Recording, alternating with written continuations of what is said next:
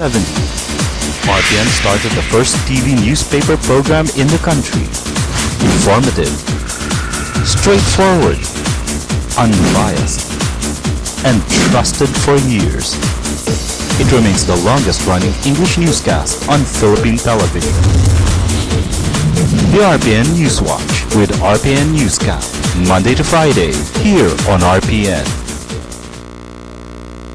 Oras ng sibiyahan sa DXKO, untop alas 7 sa kabuntagon.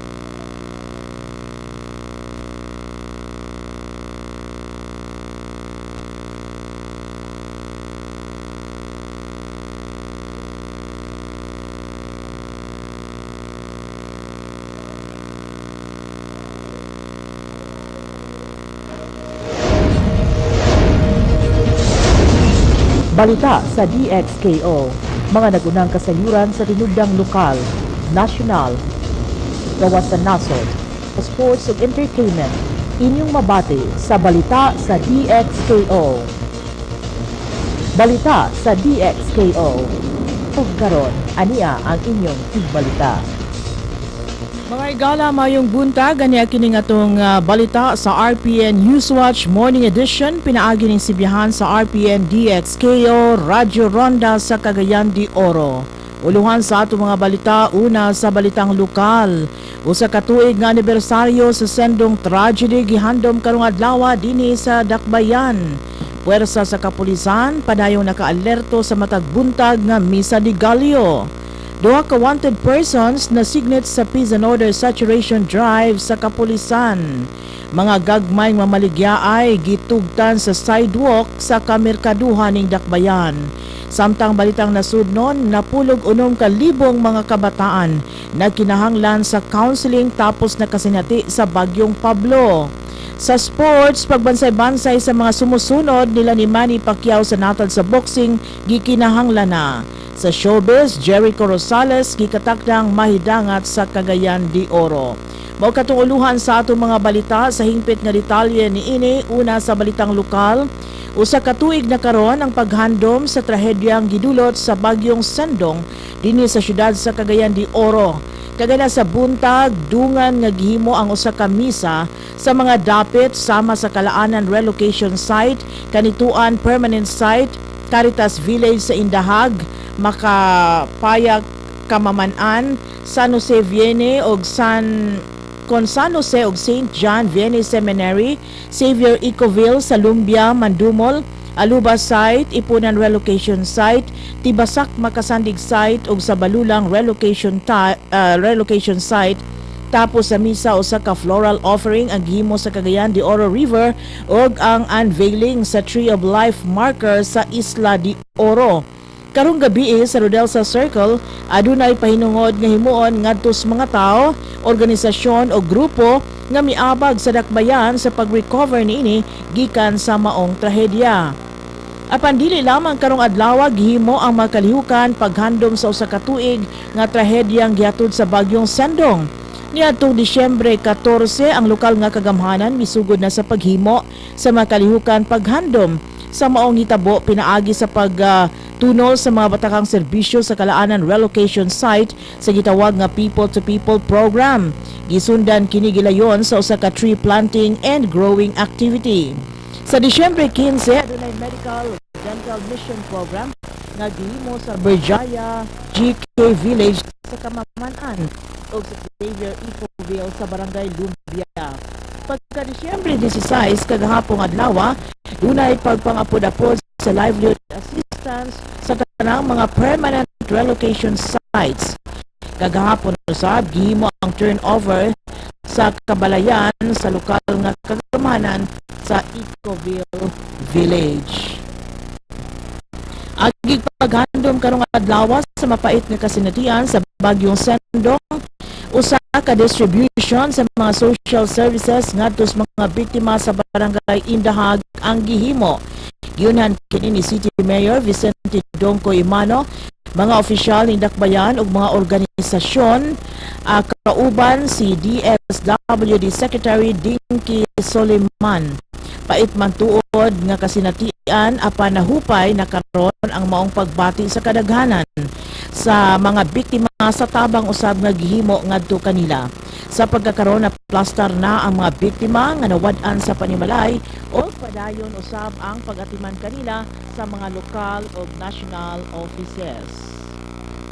Sa uban pa mga balitang lokal malinawon og way mitugaw sa duha ka adlaw na nga misa de Gallo nga gihimo dinhi sa Dakbayan sa Cagayan de Oro. Alayo niini alerto ang kapulisan sa mga kasimbahanan alang sa mga kalihupan matag kadlawon. Gawa sa mga pulis tunay mga personahe usab nga gideploy sa mga kasimbahanan gikan sa Regional Safety Battalion sa PNP Northern Mindanao o sa Bomb Squad Unit. Apil na ang sa Roads and Traffic Administration. Gawas niini nausab ang mga barangay tanod sa nagkalendaing kabarangayan nga miabag sa pagpahapsay sa mga higayon sud na sa siyam unya ka mga adlaw. Samtang sa ubang mga balita, ang boto ni Misamis Oriental 2nd District Representative Bambi Imano dili pabor sa Reproductive Health Bill. Apan taliwala pa man nga siya supak niini ang iyang baruganan ipasabot dito na sa hawanan sa Kongreso. Madumduman nga daan na usang nagpadayag ang uban pang mga kongresista dinhi sa atong dapit nga sila dili uyon sa RH Bill. Kini nag-apil na nila ni Congressman Benjo Binaldo sa unang distrito ni Dakbayan sa Cagayan de Oro, Congressman Rufus Rodriguez sa ikaduhang distrito sa syudad, apil na si Representative Maximo Rodriguez sa Abante Mindanao o si Congressman Peter Onabia sa unang distrito sa Misamis Oriental. Sa ikaduhang pagbasa sa RH Bill, 104 ka mga kongresista may boto sa pagbasura, samtang 113 ang miuyon, hinungdan nga kini nakalatas sa ikaduhang pagbasa. Nagtingkagol karon ang duha ka wanted persons nga nadakpan sa duha ka puwersas kapulisan dinhi sa Dakbayan. Kini epekto sa gihimong sunod-sunod nga peace and order saturation drive batok sa mga taong adunay atraso sa balaod. Nasignit sa iniusang operation sa City Special Operations Group and Anti-Theft and Robbery Section ang usa ka Nick Fuentes, kinsa nagatubang sa kasong pagpanulis sa sala ni RTC Branch 22 Presiding Judge Richard Modero. Nadakpan usab sa mga otoridad sa Police Station 8 ang laing wanted person nga adunay kasong pagpanlugos sa barangay Tagpangi ning Dakbayan. Matud pa ni Senior Inspector Erickson Sabanal ang hepe sa Lumbia Police Station ug nga usa ka Arnel Tubal, 22 anyos ug residente sa mong dapit nagatubang sa kasong pagpanlugos sa sala ni RTC Branch 10 Presiding Judge Evelyn Gamutin Neri dinhi sa atong Dakbayan. Moabot sa 20 ka mga balay gilamoy sa kalayo sa barangay 31 ning Dakbayan sa Cagayan de Oro kagahapong adlaw. Wa pa masuta kung unsay hinungdan sa maong hitabo. Dali nga midako ang kalayo tungod kay sikit-sikit lamang ang giarukan sa mga balay nga hinimo sa light materials. Sa pagkutlo ning maong taho, wa pa gibutyag sa Bureau of Fire Protection kung unsa kadako ang damyos nga niaguman atol sa maong insidente. Nining panahon sa Pasko, gitugtan sa lokal nga kagamhanan ang pagpaninda diha sa mga sidewalk labi na sa kamerkaduhan. Dinhi sa syudad sa Cagayan de Oro kini sa tinguha nga matabangan ang mga gagmayng mamaligyaay. Ang pagtugot kanila sud lamang sa bulan sa Disyembre ning panahon sa Kapaskuhan. Sa pagkakaron ana makit-an dapin sa dalan ang mga mamaligyaay sa prutas, lantern, gift wrappers ug uban pa nga gituhuan sa mga lokal nga opisyal nga niining panahon na daw usab makatigom sila o makakita sa dako-dako niining panahon sa Kapaskuhan. Sa balitang nasudnon, moabot sa 16,000 mga bata ang nawad-an sa panimalay sa Agusan del Sur ang nagkasakit o nagkinahanglan sa counseling ilabi na kadtong haduol lamang nanimuyo sa Compostela Valley nga gihapak sa bagyong Pablo. Base sa impormasyon, adunay 2,000 mga kabataan ang nagpakita sa simptomas sa trauma kun diin di na kini magtingog-tingog o di na kini makighalubilo pa sa ubang mga tao. Sa pagkakaroon sa Plan International, base sa ilang pagtuon o sa kini ka Children's Charity, migawas nga duda kung dako ang epekto ngadto sa mga kabataan ang ilang na obserbahan sa pagkusukuso sa bagyo nga posibleng naghatod og trauma kanila nga posibleng naghatag kinig psychological problems ngadto sa mga kabataan. Sa natad sa sports, tinguha karon sa lokal nga kagamanan sa Misamis Oriental nga padayong mupabansay-bansay sila sa mga batanong adunay hilig sa boxing. Kini sa panglantaw nga maoy muhulip unya sa mga sikat karon sama nila ni Manny Pacquiao ang mga bag-ong kabatanunan nga mahilig sa pamoksing. Diin daghan na ang misugyot sa pagkakaroon sa pagparetiro na ni sama na lamang ni Manny Pacquiao tapos kini maparot sa iyang away batok kang Juan Manuel Marquez bag-uhay pa lamang. Sa iyang kabahin matod pa ni Governor Oscar Moreno sa Provincias Misamis Oriental panahon na nga adunay mga sumusunod nga bag-ong mga boksidor. Sa natad sa entertainment, gipaabot nga may dangat si Jericho Rosales karong gabi dinhi sa syudad sa Cagayan de Oro aron mulingaw kini sa katawhan sa programang himuon ato sa anibersaryo sa Sendong. Kini ang himuon sa Rodelsa Circle. Ang presensya ni Jericho pinaagi sa pag-entertain ngadto nas katawhan gilauman nga makatabang kini paghupay sa gibati sa mga nabiktima sa Sendong nga nawad-an sa mga mahal sa kinabuhi usa na katuig ang nakalabay. Ug mao kadto ang naglangkob sa atong mga balita karong adlaw pit sa 17 sa bulan sa Disyembre. Balikan natong uluhan sa atong mga balita.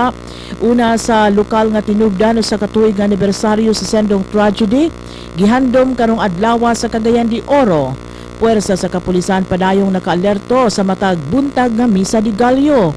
Duha ka wanted persons na signet sa PIDS saturation drive sa kapulisan.